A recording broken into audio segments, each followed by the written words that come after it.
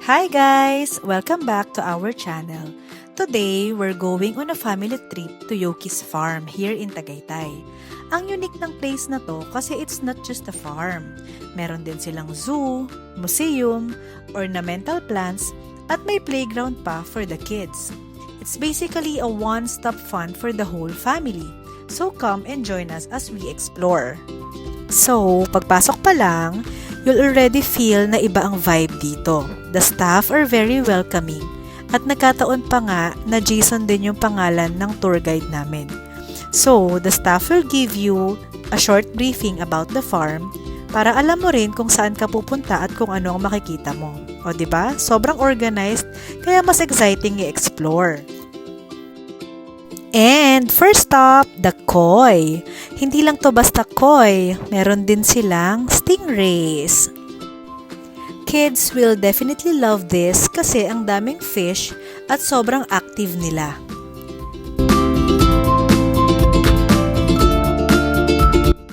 And one of the highlights ng Yoki's Farm is the alpaca. Ang cute at very friendly. Sila yung mga animals na talaga namang photogenic. One of the best things about Yoki's Farm is yung animal encounters. Dito, mag-a-add-on ka na lang sa ticket para makapag-animal encounter.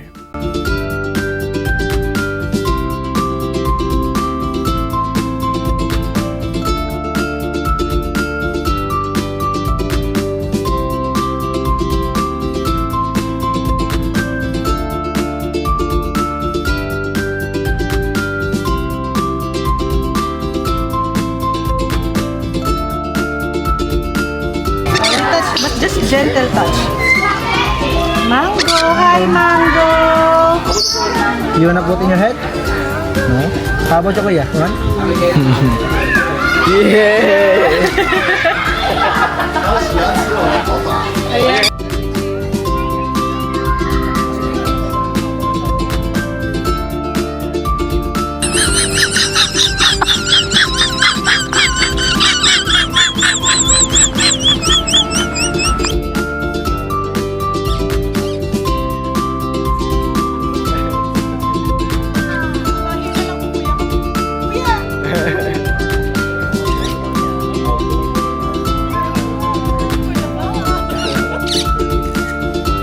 Sandro!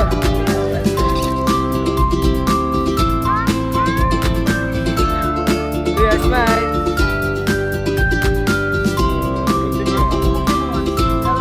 Oh!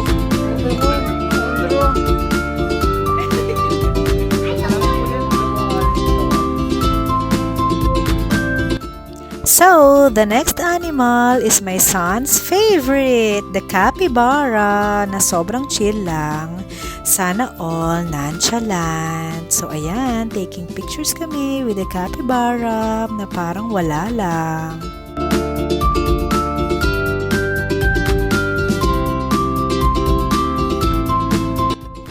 So, ayan, pag hinawakan mo yung fur niya, para lang siyang walis tambo na matigas-tigas. Ayan, chill lang talaga siya. Nonchalant.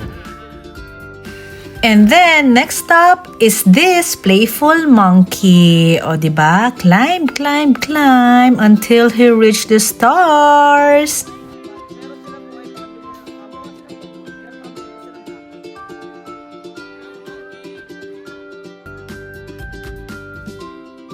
As you look closer, parang may kamukha tong monkey na to. Pero hindi ko sasabihin kung sino. Tatago na lang natin siya sa pangalang Erwin.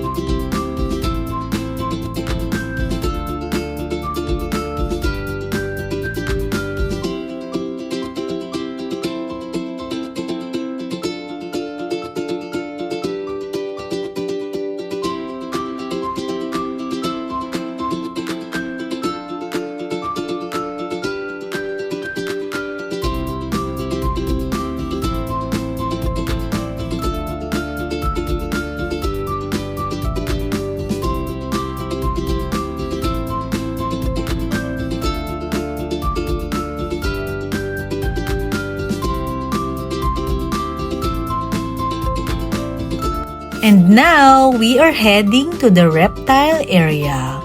So this is perfect for those who want a bit of adventure during the tour.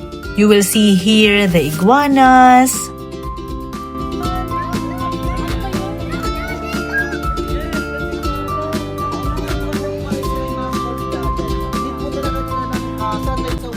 they also have here giant snakes like this Burmese python,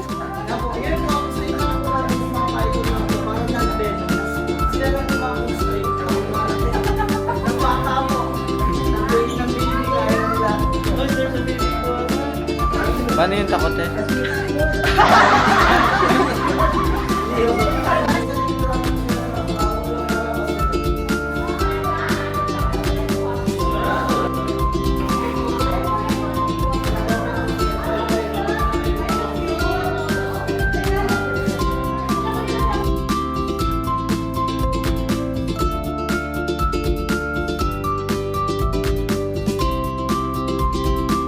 Kung plantito or plantita ka, heaven ang part na to. They have ornamental plants all around. Sa totoo lang, plantita din ako before. Kaso hindi talaga ako makabuhay ng halaman. Kaya para stress-free, bumili na lang ako ng artificial plant.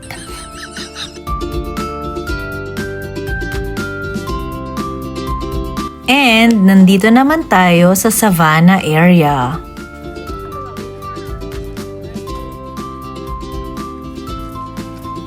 Okay guys, ito na, the zebra feeding time. Ang cool lang kasi usually nakikita lang natin sila sa TV or sa books, pero dito up close talaga. Super gentle lang sila kumain, kaya safe naman lalo na if kids want to try. Just make sure you keep your hands flat para hindi ka makagat accidentally. So, tignan nyo naman yung asawa ko, may pa-scratch-scratch pa sa zebra. Dati ka bang zebra? They also have a friendly ostrich here na sinasabi nilang pwede mong hawakan, pero may attitude sometimes. Kaya, tingin-tingin na lang tayo mga friends. O, ayan na, mukhang magagalit na siya. May patuka-tuka na siya, ayan na. Next is the cassowary. This is one of the rarest birds na makikita dito sa Yoki's farm. Para siyang ostrich na may halong dinosaur vibes.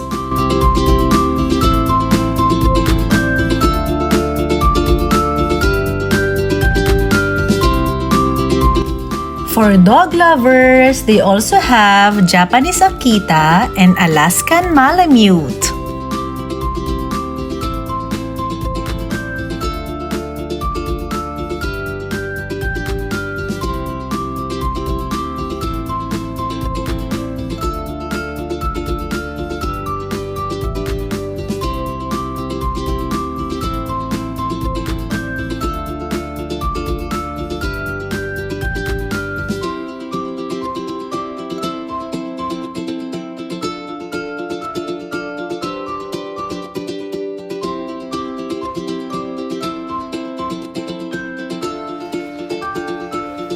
Hindi lang animals ang highlight dito. They also have a museum filled with antiques and collectibles.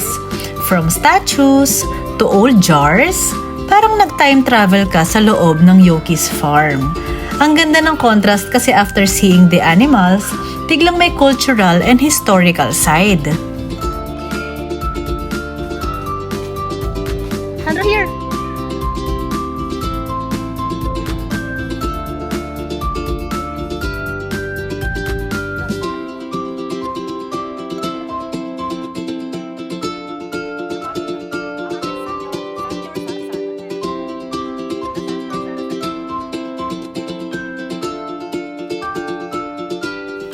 One of the coolest encounters dito is with the giant tortoises. One of these is the Aldabra tortoise.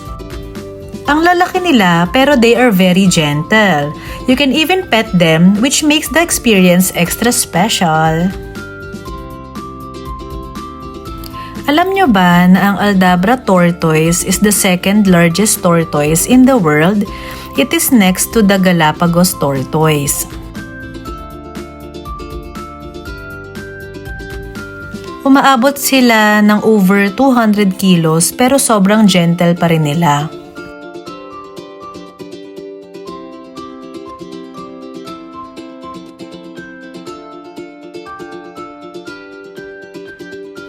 These giant tortoise can live more than 100 years and yung iba umaabot pa ng 150 years. O diba? Grabe yung buhay nila.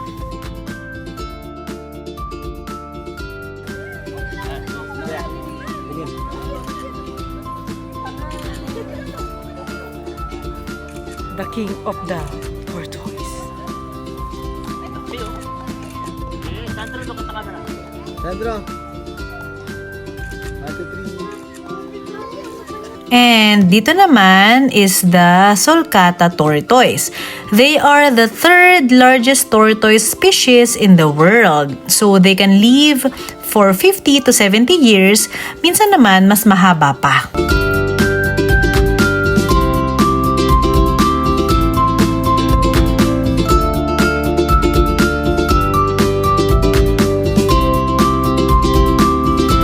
At ngayon naman, nagutom ng firstborn ko na si Lanzo, kaya nagpabili siya ng ice cream at si Lola Ritz niya na hindi naman masyadong stress kasi mahuhulog na yung ice cream.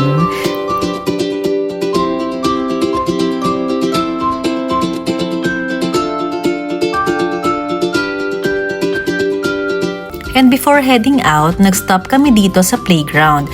This is the perfect spot para sa mga kids to run around and play. Ang ganda lang kasi hindi lang siya farm, may space din for family bonding.